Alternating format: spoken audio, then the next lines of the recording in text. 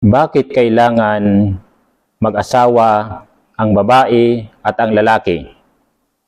Alhamdulillah, wassalatu wassalamu ala asrafil mursalin, Sayyidina wa Habibina Muhammad wa ala alihi wa sahbihi ijma'in, amma ba'd.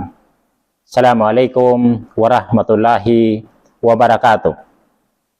Bakit kailangan mag-asawa ang babae at ang lalaki na Muslim? Bilang isang mananampalataya, napakahalaga sa isang lalaki at sa isang babae na siya ay mag-asawa kung dumating na yung panahon na siya ay mayroon ng pagnanasa.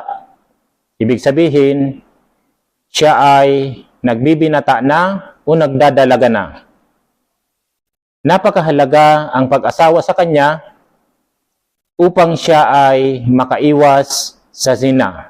Ano pa ang zina? Ito yung pangangalunya.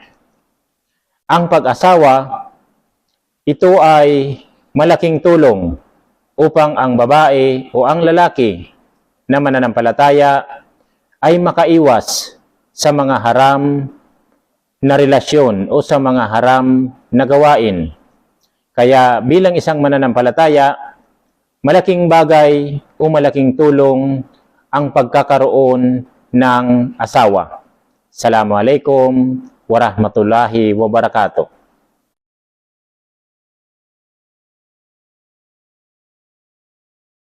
Bakit kailangan mag-asawa ang babae at ang lalaki?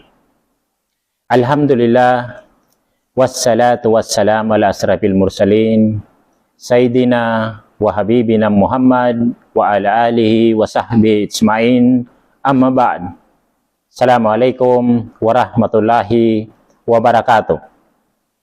Bakit kailangan mag-asawa ang babae at ang lalaki na Muslim?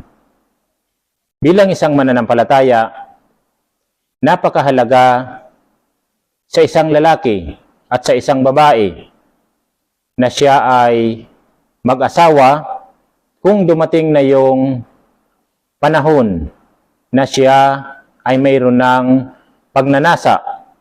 Ibig sabihin, siya ay nagbibinata na o nagdadalaga na.